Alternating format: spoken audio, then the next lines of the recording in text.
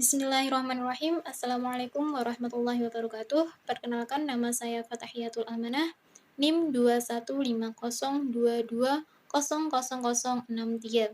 Jurusan Magister Pendidikan Agama Islam, Fakultas Agama Islam, Universitas Islam Sultan Agung Semarang. Di sini saya akan mempresentasikan resensi buku yang telah saya baca, yaitu judulnya Negara Islam Modern Menuju Baladatun Thayyibatun Warabun Ghafur, karya Dr. Ali Muhammad As-Shalabi. Presentasi ini saya buat guna memenuhi tugas mata kuliah Sejarah Peradaban Islam yang dibimbing oleh Ustadz Dr. Ahmad Mujib MA.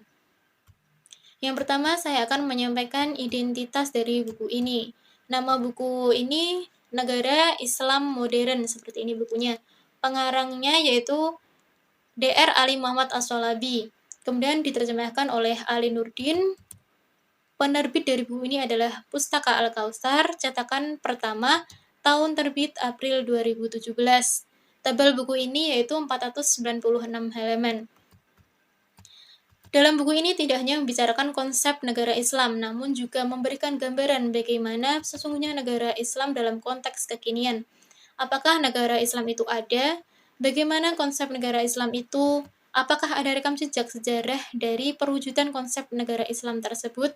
Kemudian apakah Rasulullah mengatur urusan-urusan bernegara? Pertanyaan-pertanyaan tersebut akan dijawab oleh Prof. Dr. Ali Muhammad As-Shalabi dalam buku ini. Selanjutnya, saya akan menyampaikan isi dari buku ini. Dari buku ini, yang pertama membahas definisi negara atau ad-daulah. Negara ad-daulah menurut etimologi menunjukkan kepada hal-hal berikut ini. Yang pertama yaitu perubahan zaman, kemudian kesudahan suatu hal, ada keberhasilan dan kemenangan dari musuh. Kemudian ada beberapa istilah. Kemudian ad-daulah secara terminologi yaitu dalam ensiklopedia negara berarti sebagai berikut. Negara adalah rangkaian raja-raja yang berkesambungan di sebuah kerajaan dari satu keluarga. Selanjutnya, penggunaan term ini menyebar dalam berbagai tulisan para peneliti dengan dipengaruhi oleh aliran-aliran pemikiran yang dianutnya. Kemudian negara dalam konsep barat bermula seiring dengan tulisan-tulisan filosof Yunani, seperti halnya Plato yang berpandangan bahwa negara adalah sekelompok manusia merdeka yang setara, yang terikat di antara mereka dengan simbol-simbol persaudaraan. Kemudian adaulah dalam konsep komunis, sosialis, memandang bahwa negara adalah corak historis, pengaturan politik untuk masyarakat dan tumbuh seiring dengan kemunculan kekuasaan khusus dan terbaginya masyarakat ke dalam kelas-kelas, di mana sebagiannya mengeksploitasi yang lainnya. Pengertian komunis sosialis jauh dari dimensi agama dan akidah, karena bermuara dari sikap asal komunis terhadap agama secara umum, di mana ia memandang bahwa agama adalah opium bangsa dan penyebab keterbelakangan akal manusia, serta berbagai ungkapan lainnya dari paham komunis dan sosialis dalam oposisi dan ofensif terhadap agama sebagaimana sudah diketahui sebelumnya. Kemudian pengertian ad-daulah dalam konsep liberal juga dijelaskan dalam buku ini. Negara dalam pengertian yang lebih luas menurut konsep liberal modern adalah sebuah definisi konstitusional yang menggambarkan suatu komunitas menggambarkan suatu komunitas yang tinggal di satu wilayah geografis tertentu dan mengatur segala usahanya dan fasilitasnya dalam bingkai institusi-institusi politik. Kemudian masuk kepada pembahasan kedua yaitu sampai kepada negara Islam. Membahas yang pertama kali yaitu mengenai dakwah Rasulullah yang telah melintasi beberapa fase. Pertama yaitu fase rahasia. Inilah fase paling sulit dari kehidupan dakwah Rasulullah, di mana muncul berbagai kesulitan dan kepayahan dalam pergerakan dakwah beliau. Rasulullah mendidik pengikutnya dengan pendidikan komprehensif dalam akidah, ibadah, akhlak, rasa aman, dan lain sebagainya. Dalam ilmu intelijen, mengumpulkan informasi merupakan elemen pokok, sebagaimana prinsip pengumpulan informasi ditegaskan dalam firman Allah. Dan jangan kamu berputus asa. Lokasi kepemimpinan di fase rahasia ini adalah di rumah Al-Arqam bin Abil Arqam. Keinginan keras Rasulullah terhadap pengorganisasian yang rahasia dan cermat ini merupakan tanda bahwa beliau mempersiapkan para pengikutnya agar menjadi pembangun negara, pemikul dakwah, dan pemimpin umat. Jika beliau hanya seorang dai, tentu urusannya sekedar menyampaikan dakwah kepada manusia. Tentu Ka'bah lah sebaik-baik tempat karena di sana ada tempat perkumpulan orang Quraisy. Jadi salah satu pertanyaan dari konsep negara Islam modern ini sudah salah satunya terjawab ya. Kemudian dalam pengorganisasian tempat di mana beliau berjumpa dengan para sahabatnya dan cara mereka hadir di tempat pertemuan, kepribadian Nabi Muhammad dan pengaruhnya dalam membentuk pada pemimpin Rasulullah yang pendidik agung, mendidik tokoh-tokoh langka yang memikul panji tauhid, jihad dan dakwah sehingga jazirah Arab tunduk kepada mereka. Rumah Al-Arqam inilah yang merupakan sekolah universitas paling besar di mana Rasulullah sang pendidik berjumpa dengan manusia-manusia pilihan generasi pertama. Pertemuan ini rutin dilakukan di rumah Al-Arqam menjadi seperti pelatihan praktis untuk para tentara. Kemudian materi yang diajarkan di rumah Al-Arqam yaitu adalah Al-Quran karena ia merupakan sumber ajar satu-satunya. Rasulullah SAW berkeinginan keras agar Al-Quran itu satu-satunya materi ajar dan manhaj di mana jiwa-jiwa para sahabatnya dididik. Dan pengajaran mereka tidak boleh bercampur dengan sesuatu selain Al-Quran. Penyebab dakwah di tengah-tengah kaum Quraisy, Rasulullah mengatur strategi rahasia ini dengan matang, cermat, dan detail. Beliau mengambil sebab akibat disertai tawakal kepada Allah SWT. Beliau memperhatikan sisi pendidikan atau tarbiyah yang fundamental, pembentukan pribadi, kemudian pengajaran yang komprehensif, pembekalan keimanan, hubungan sosial ke masyarakat, dan persiapan yang menyeluruh. Rasulullah turun untuk menegakkan hujjah di alam semesta, menyelamatkan siapa saja manusia yang dikehendaki Allah SWT dari kegelapan syirik dan jahiliyah menuju cahaya Islam dan tauhid. Fikih Nabi dalam berinteraksi hukum alam. Sesungguhnya sunnah-sunnah kauniyah adalah hukum-hukum Allah Ta'ala yang pasti ada di alam semesta yang dialami oleh manusia. Pada setiap masa dan tempat, sesungguhnya gerakan Islam pertama yang menegakkan daulah juga untuk mencetak manusia percontohan yang robbani dan modern yang tunduk kepada hukum alam dan aturan-aturan yang ada. Kemudian ada pilar negara Islam Madinah. Perjalanan pengajaran dan pendidikan umat terus berkembang seiring dengan fase-fase dakwah. Pembangunan masyarakat dan pembangunan negara, Rasulullah menangani krisis ekonomi di Madinah dan pembangunan pendidikan terus berlangsung. Yang pertama yaitu ada pembangunan masjid. Manfaat dari pembelajaran adanya pembangunan masjid ini yaitu pertama, masjid merupakan pilar paling urgent dalam pembangunan masyarakat karena sesungguhnya masyarakat muslim mendapatkan sifat kekokohan dan kohesi dengan komitmen dengan sistem Islam, akidahnya dan adabnya. Semua itu bersumber dari spirit masjid dan wahyunya. Kemudian yang kedua, masjid adalah simbol komprehensitas Islam. Di dalamnya diselenggarakan prioritas jihad dan dakwah kepada Allah SWT. Di dalamnya berkibar panji-panji di atas kepala para panglima untuk mengarah ke tempat-tempat peristiwa dan di bawah naungannya tentara Allah berdiri dengan ambisi menanti kemenangan atau mati syahid. Kemudian ada pendidikan dengan teladan ilmiah. Rasulullah menjadi contoh penguasa adil yang tidak membeda-bedakan antara pemimpin dan rakyat atau antara panglima dan anak buah atau antara tuan dan pelayan atau antara orang kaya dan orang miskin. Perhatian terhadap pengalaman dan spesialisasi, Rasulullah memfungsikan pengamalannya dalam mencampur tanah dan dalam kekuatan bekerja. Slogan negara Islam sesungguhnya adalah azan sholat, yang merupakan syiar negara Islam internasional.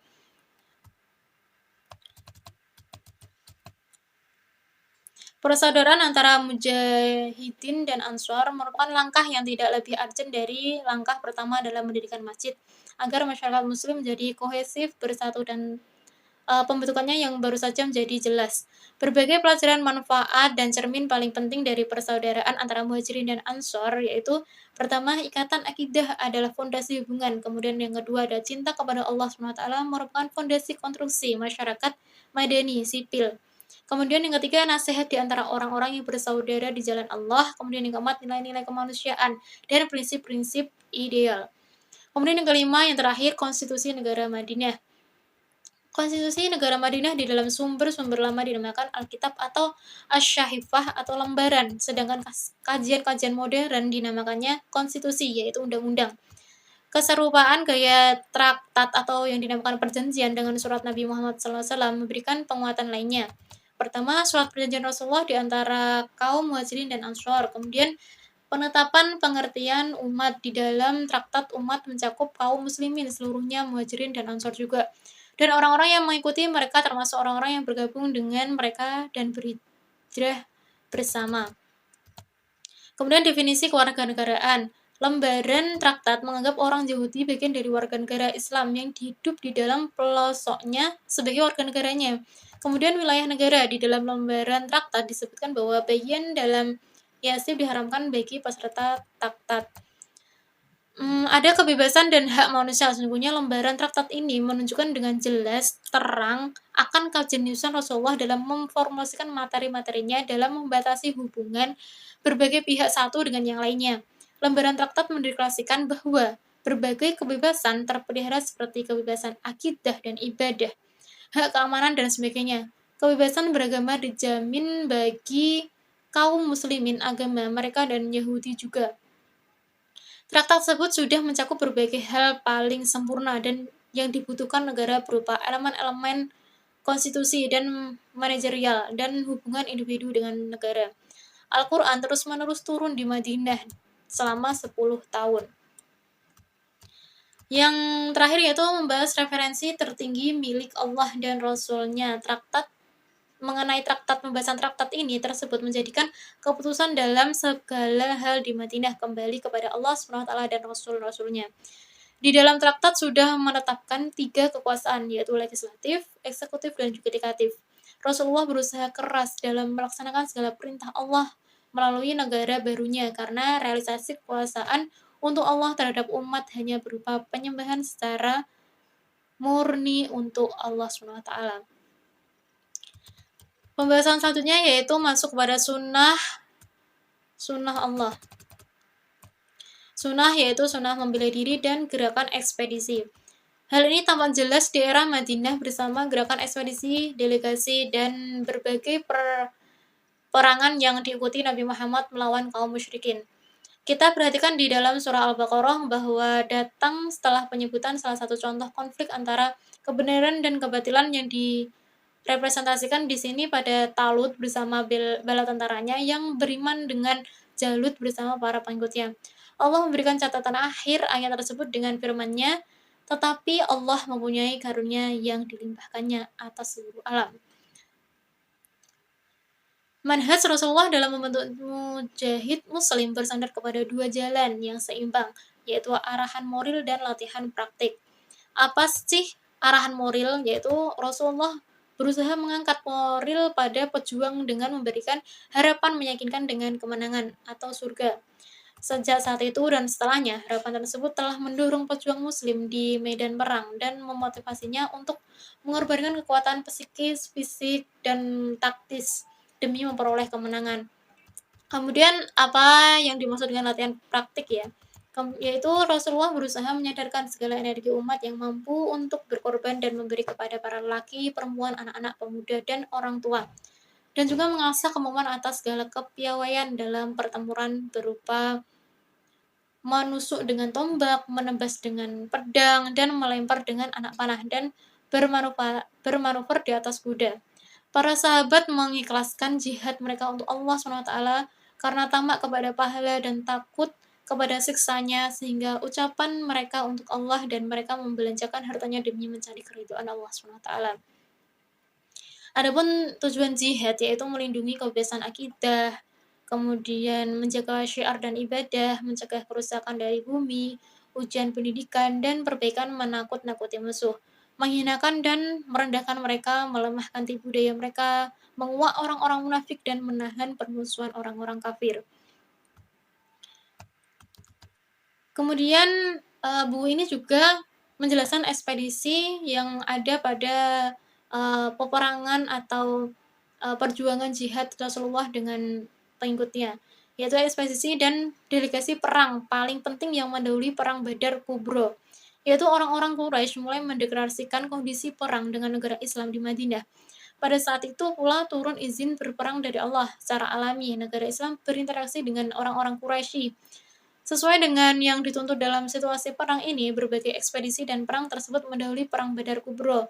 Di antaranya yang paling penting perang Al-Abwa, ekspedisi Ubaidah bin Al-Harith, ekspedisi Hamzah bin Abdul Muthalib, kemudian perang Al-Ashirah, kemudian dan ekspedisi Sa'ad bin Abi Waqqas.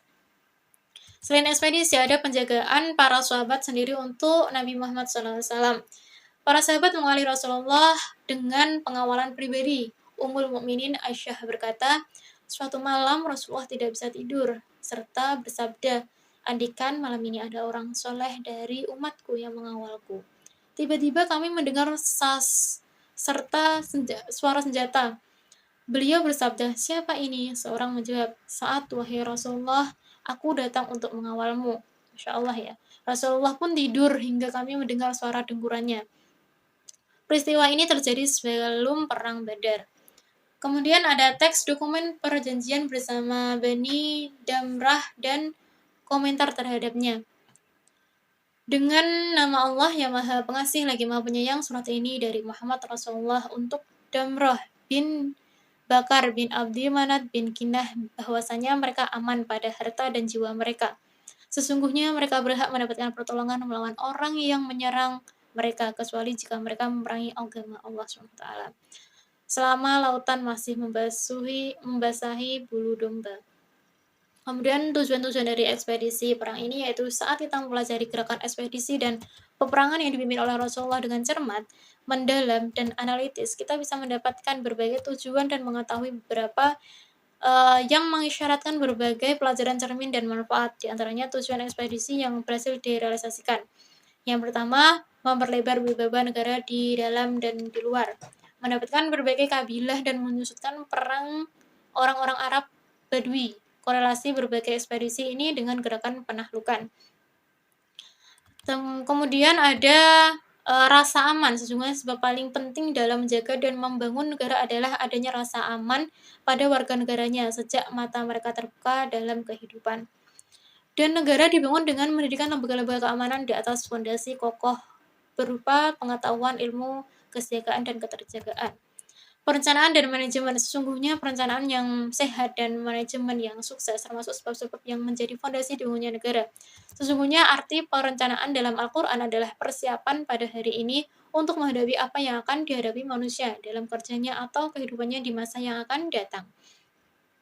Sesungguhnya buku-buku ilmu manajemen dan perencanaan modern mengatakan sesungguhnya tidak ada manajemen efektif kecuali dengan pengaturan dan sesuai dengan perencanaan baik yang antisipatif. Sesungguhnya negara peradaban Islam atau negara Islam Madinah sedang menuju realisasi prestasi paling mulia dan besar di dunia kita, yaitu mengakukan agama Allah di bumi, menghilangkan kezaliman, menegakkan keadilan, mendukung prinsip-prinsip kemanusiaan serta egaliter, kebebasan, kemuliaan manusiawi, hak-hak manusia, dan lain sebagainya. Di Madinah telah berdiri negara yang menyediakan segala elemen-elemen negara dan Rasulullah sebagai pendiri negara ini dan penguasa di dalamnya. Beliau menjadi rujukan segala urusan. Saat urusan negara semakin meluas, maka Rasulullah menentukan para pekerja yang cakap. Beliau mengangkat para pekerja berdasarkan kapabilitas, kebaikan, dan amanah. Beliau mengangkat para pekerja berdasarkan kapabilitas, kebaikan, dan amanah. Beliau juga menjelaskan kepada orang-orang muslim agensi dari kekuasaan bahwa itu adalah sebuah amanah. Kemudian setelah itu ada pengajaran di negara modern yang memiliki referensi Islam. Nah ini nih yang dapat menjawab pertanyaan-pertanyaan kita sebelumnya tadi ya. Yaitu ada hendaknya negara modern membangun rencana strategis dan nasionalis yang mencakup seluruh aspek yang memiliki korelasi dengan kegiatan pengajaran dan pendidikan dan berbuat untuk mengimplementasikannya melalui manhaj ilmiah yang komprehensif untuk kebangkitan ilmiah di segala fase pengajaran dan pelatihan. Penguatan kualitas dan kompetensi dan persamaan melalui berbagai institusi yang menikmati independensi dan memiliki kelebihan dengan keragaman opsi dan tunduk terjamin terhadap permintaan. Kemudian ada undang-undang dan kekuasaan kehakiman atau yang disebut dengan yudikatif ya kalau undang-undang. Negara Rasulullah dikuasai oleh undang-undang dan konstitusi ya, syariat yang bersumber dari kitabullah dan ajaran-ajaran Rasulullah. Dan tabiat undang-undang Islam bahwa tidak ada satu cabang kehidupan pun melainkan ada aturan dalam syariat yang membantu kita dan menjamin untuk kita di dalamnya. Ada hidayah dan arahan dan mengikuti perubahan, kemajuan dan pertumbuhan sampai akhir zaman. Undang-undang yang bersumber dari syariat ini memenuhi berbagai kebutuhan dan tuntutan sipil yang terus naik di dalam setiap masa dan di segala kota. Nah, ada undang-undang qot'i yang tidak menerima perubahan itu, yaitu ada berbagai hukum yang jelas dan qot'i serta konstan yang dipaparkan dalam Al-Quran dan hadis, misalnya riba, keharaman, arak, zina, menuduh, dan bagian-bagian harta warisan itu jelas dipaparkan dalam Al-Quran dan tidak ada perubahan. Kemudian ada kaidah-kaidah umum yang diuraikan dalam Al-Quran dan hadis yang konstan seperti perkara yang memabukkan, judi, keharaman benda-benda, serta kepemimpinan laki-laki dan perempuan. Kemudian ada hukum-hukum yang ditetapkan dalam Al-Quran dan Sunnah agar kita mendapatkan kebebasan jika kita tidak melalui batasnya, seperti batasan 4 wanita untuk dipoligami, batasan 3 kali dalam mutalak, dan batasan sepertiga harta untuk warisan. Kemudian secara global, kita dapat menyelidiki dengan sama tujuan-tujuan dari syariat dalam hukum-hukum Islam dengan memperhatikan jurisprudensinya yang bertujuan dan undang-undangnya yang berguna untuk merealisasikan tujuan-tujuan yang luhur. Ada mencegah kerusakan yang dikenal ad-daruriyah dari 6 hal, yaitu agama, jiwa, akal, keturunan, kehormatan, dan harta. Kemudian ada mengambil kemaslahatan yang dikenal dengan al-hajiyah, kemudian ada menghidupkan akhlak mulia dan kebiasaan-kebiasaan baik di antara manusia. Elastisitas undang-undang. Kemudian ada peradilan di negara Islam yang memiliki referensi Islam juga, yaitu hendaknya negara modern meningkatkan institusi yudikatif sehingga keadilan dapat terrealisir, kezaliman dapat dihilangkan dari warga negara, dan hendaknya negara modern berusaha untuk mendirikan struktur yudikatif independen yang menjadi seperti klub keamanan bagi masyarakat di seluruh konstitusinya dan individunya, menjamin esensi stabilitasnya, memelihara hak-hak individunya, dan membentuk pilar-pilar dan tiang-tiang sistem musyawarah. Kemudian ada kekuasaan eksekutif dan legislatif dan mampu merealisasikan keadilan dan terlaksana bagi keseluruhan tanpa perbedaan dan diskriminasi. Ada kekuasaan legislatif juga. Di era kenabian hanya terbatas di tangan Rasulullah semata tanpa disertai seorang pun dari umatnya selama urusannya berkaitan dengan syariat, hukum, dan berbagai masalah halal dan haram. Sebab Rasulullah menerima wahyu dari Allah SWT, menyampaikannya, menginformasikannya, dan menerapkan hukum-hukumnya. Kemudian ada kekuasaan eksekutifnya juga, merupakan institusi terbesar yang berkuasa baik pada umat Islam. Sebenarnya, institusi ini terdiri dari 2 lembaga yang tidak terpisah. Pertama itu lembaga kehilafahan, kedua sistem administratif atau manajemen. Yang kedua bergabung ini di bawah kekuasaannya bahkan bersumber darinya yang dimaksud dengan kekuasaan eksekutif dalam negara Islam, yaitu para pegawai yang diberi kekuasaan untuk melaksanakan berbagai perintah syariat Islam. Selain itu juga ada hubungan eksternal Islam yang melebar ke berbagai pelosok Jazirah Arab, bahkan sampai melampaui batas ke belakang ke perbatasan batas Jazirah Arab. Sejak Rasulullah melangsungkan perdamaian Hudaybiyah bersama Quraisy dan berikutnya berupa penaklukan Yahudi sebelah utara Hijaz di Khaybar, Wadil Kubro, Taimah, pada sampai kepemimpinan Islam, maka sesungguhnya Rasulullah senantiasa berusaha untuk menyebarkan Islam ke luar perbatasan Hijaz. Demikian juga di luar perbatasan Jazirah Arab. Mengenai hal ini, Rasulullah telah mengekspresikannya dengan ucapan dan perbuatan melalui pengiriman sejumlah utusan dan delegasi kepada para penguasa di seluruh penjuru Jazirah Arab dan kepada para raja dunia saat itu di luar Jazirah Arab. Dan dengan adanya berbagai reaksi terhadap surat-surat tadi, di negara Islam mampu menetapkan manhaj politik dan militer yang jelas dan unggul, yaitu pertama ada sebagai petugas diplomasi Islam dan menyeru kepadanya fasih dan jelas, akhlak baik, ilmu, sabar, keberanian, kebijaksanaan, kemudian ada keluasan trik, penampilan, serta berbagai pelajaran ibrah dan manfaat. Kemudian ada hasil pengiriman surat-surat kepada para raja, yaitu dengan politik ini Rasulullah berhasil menancapkan metode baru dalam interaksi internasional yang belum pernah dikenal umat manusia sebelumnya. Negara Islam memiliki kedudukan dan kekuatan dan menetapkan esensinya dalam peta negara masa itu. Rasulullah berhasil mengungkap niat para raja dan emir, politik mereka terhadap beliau, dan keputusan mereka terhadap dakwahnya. Korespondensi kepada para raja di luar Jazirah Arab merupakan ekspresi nyata dari Universitas Dakwah Islam. Hubungan luar negeri pada negara modern yang memiliki referensi Islam, yaitu hendaknya negara Islam modern meminta petunjuk dengan petunjuk kenabian yang mulia dan hubungan eksternalnya dan perkembangannya yang sesuai dengan zaman dan perubahan. Politiknya juga berdasarkan komitmen terhadap sawabis dan keseimbangan. Independensi, efektivitas, menegaskan sikap positif dan urgensi risalah yang berguna dalam segala tingkat internasional dan regional. Juga menjadikan kepentingan nasional bagi negara sebagai peraturan perantara dan batu pondasi dalam politik eksternalnya, dan mempercayai perang sebagai pembelaan terhadap ideologi bangsa, tanah air, kemuliaannya, dan kemaslahan rakyatnya. Apapun keadaannya, sesuai ukurannya sendiri. Perang bukan merupakan tujuan, namun sebuah pembelaan suatu negara. Nah, ini ada tugas-tugas negara dan perhatian terhadap warga negara, yaitu menyediakan tempat tinggal, yaitu menggunakan tempat tinggal dengan baik yang sesuai setiap manusia sesuai dengan fasilitasnya, memiliki hak untuk memilih tempat tinggalnya dengan memperhatikan unsur-unsur ekonomi, kepribadian, dan tugas yang kembali kepadanya untuk menaksirkannya. Kemudian ada pekerjaan. Prinsip dasar Islam modern membolehkan manusia untuk memilih pekerjaan yang disukainya. Kemudian juga olahraga. Syariat Islam memiliki keunggulan dalam memperhatikan semua aspek kehidupan manusia, lalu berusaha memenuhinya dengan sesuatu yang bermanfaat dan berguna. Dalam Islam, olahraga berkaitan dengan tujuan-tujuan luhur seperti mempersiapkan individu untuk bekerja di jalan Allah SWT. Kemudian ada membahas kebudayaan dan ilmu di negara modern yang memiliki referensi Islam juga. Tidak ada atap untuk kebebasan pendapat, pikiran, dan kreasi selain memelihara hukum-hukum syariat Islam, tradisi-tradisi, tanda-tanda, kekhususan-kekhususan, dan hal-hal konstan dalam masyarakat Islam. Memelihara bahasa Arab, cetakan Islam bagi negara sebagai tujuan dan strategisnya. Yang keempat tadi ada pembahasan wanita dan keluarga. Di antara ajaran yang paling penting di bawah Al-Quran adalah memberikan keadilan kepada wanita dan memerdekakannya dari kezaliman dan kegelapan jahiliyah, dan dari kontrol laki-laki terhadap perjalanan hidupnya tanpa hak. Al-Quran menghormati wanita dan memberinya hak-hak dalam kapasitasnya sebagai manusia.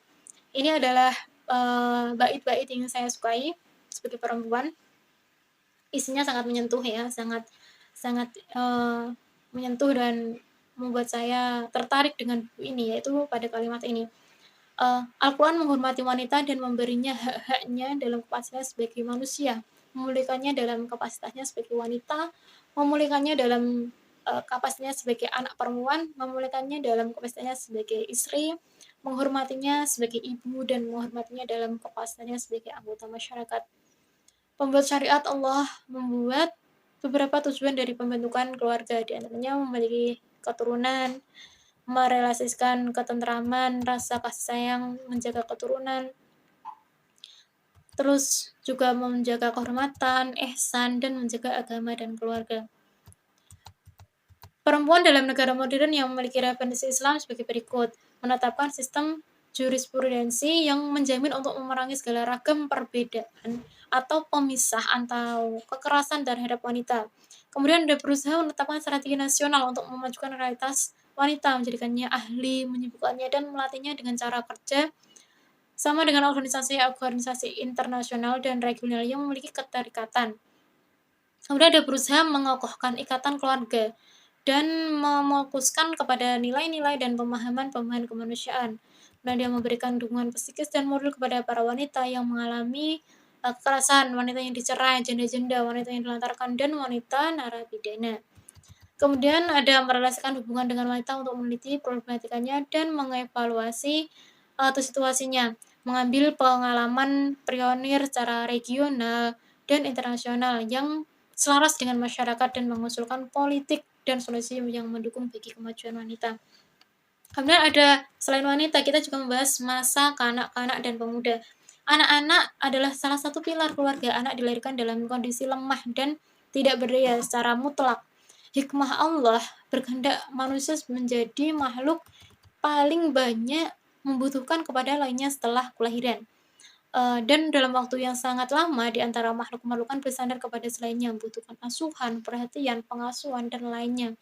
Untuk itu syariat yang bijaksana mengandungkan tanggung jawab besar ini pertama kepada kedua orang tua dan kepada, sebuah negara ya. Ada syariat yang menetapkan manhaj yang mendidik anak-anak dari beberapa unsur yang paling penting, yaitu memilih istri dengan baik, sebab wanita yang sekarang dipinang yang dituju oleh seorang pemuda adalah istri di kemudian hari, ibu pada masa depan, dan pendidik anak-anak dan generasi. Ibu adalah sekolah pertama yang mengasuh anak-anak untuk disusui, kemudian bersama atau diberi makan, selanjutnya juga mengasuhnya, menjaga menjaga fitrahnya dari hal-hal yang merusak bersama sifat genetik yang dipendidikannya. Memiliki sangat besar urgensinya sampai ditunjukkan oleh sabda Rasulullah, yaitu pilihlah untuk air mani kalian. Demikian juga dengan sabdanya, pilihlah wanita yang beragama, misalnya kami akan bahagia. Kemudian ada pengasuhan anak-anak. Yang paling penting yaitu pertama azan dan iqomat di kedua telinga bayi agar hal pertama yang didengar bayi di alam ini adalah tauhid kepada Allah SWT. Merawat anak sejak kecil, kemudian pembangunan akidah pada anak, pembangunan ibadah, ada pembangunan sosial, kemudian ada pembangunan akhlak, pembangunan emosional anak, ada pembangunan ilmiah dan pemikiran, bahkan disebutkan dalam buku ini ada pembangunan kesehatan bagi anak juga, kemudian ada pembiasaan aspek seksual anak, bahkan juga disebutkan dalam buku ini ya, agar dorongan seksual dalam jiwa anak ini berjalan secara tenang tanpa ada kobaran eksternal yang mengarahkannya pada penyimpangan dari perilaku yang lurus. Maka Islam memelihara anak ini dan menuntutnya dengan berbagai perintah dan larangan. Anak kecil di negara modern yang memiliki referensi Islam, yaitu pemuda adalah proses perubahan, kayu bakar peradaban, dan pilar kemajuan. Memotivasi pemuda untuk bergabung dengan lembaga-lembaga masyarakat sipil dan berusaha untuk melepaskan kebebasan bagi mereka dalam aspek kebebasan berpikir dan ekspresi. Kemudian ada pembasmian secara tuntas terhadap semua jenis pekerjaan anak-anak dan segala macam kekerasan. Kemudian anak memiliki hak untuk hidup mulia dan mendapatkan perhatian terhadap anak-anak, khususnya anak-anak yatim ya, secara khusus putra para pahlawan dan korban revolusi juga. Berkontribusi dalam melaksanakan rencana strategis yang menopang kesehatan anak dan masyarakat bekerjasama dan berkoordinasi dengan semua kementerian serta pihak-pihak yang terkait.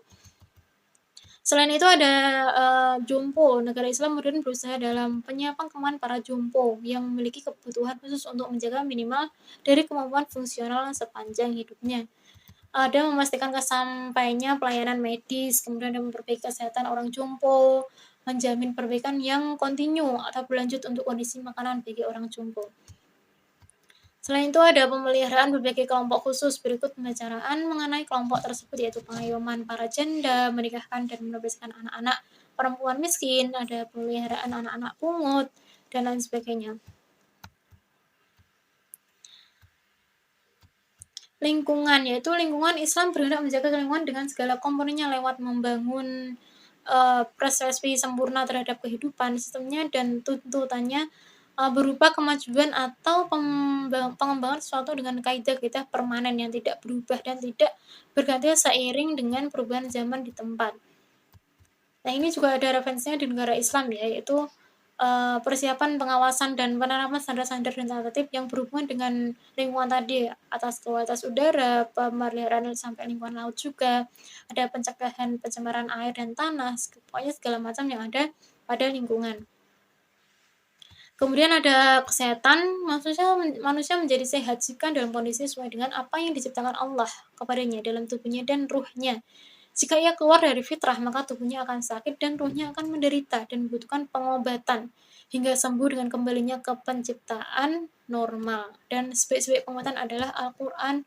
Nas-nas Al-Quran menunjukkan bahwa ia adalah sebuah penawar dari segala macam sakit yang dideritanya. Kemudian ada pariwisata. Dalam pengertian Islam, memiliki kriteria ada yang berkaitan dengan wisatawan, seperti contohnya memiliki tujuan yang baik. Wisata tersebut tidak menyebabkan jatuh ke dalam hal yang dilarang secara syariat Islam ya. Ada juga menunjukkan memiliki rujukan Islam, seperti menambah dan mendorong berbagai investasi di sektor-sektor proyek pariwisata. Kemudian ada berupaya menciptakan kesadaran kebudayaan di warga negara tentang urgensi pariwisata, mendukung ketertiban kegiatan dan memperhatikan wilayah purbakala dan kota-kota peradaban, khususnya situs keagamaan. Kemudian sumber pendataan negara. Jadi buku ini juga lengkap sekali, ada sumber pendataan negara sampai dibahas juga, ada sumber pendapatan negara pada era Nabi terbatas pada zakat, harta rampasan, dan harta non-perang atau dan jual upeti ya. Seiring perkembangan zaman, lembaga-lembaga sumber pendapatan di sebuah negara berkembang, di negara sendiri mengawasi pendidikan zakat yang merupakan suatu kewajibannya. Memiliki rujukan Islam mengenai sumber pendapatan ini.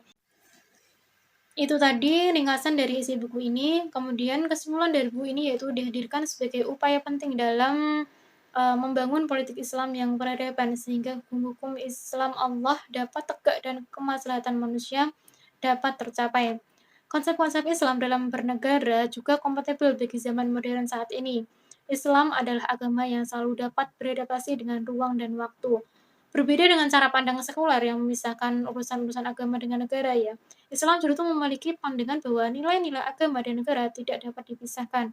Agama menjadi tuntunan dalam menerapkan sistem pemerintahan. Islam memiliki konsep tentang negara, tentang sebagaimana Rasulullah SAW memimpin masyarakat di Madinah.